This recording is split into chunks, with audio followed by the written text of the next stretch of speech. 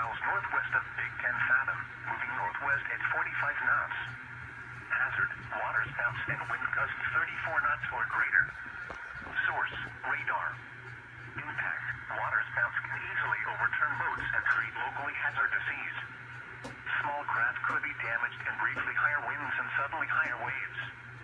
Locations impacted include the center of Bogue Sound, Salter Path, Artificial Reef 340, Artificial Reef 330, Pine Knoll Shores, Artificial Reef 320, Artificial Reef 345, and Emerald Isle. A tornado watch remains in effect until 10.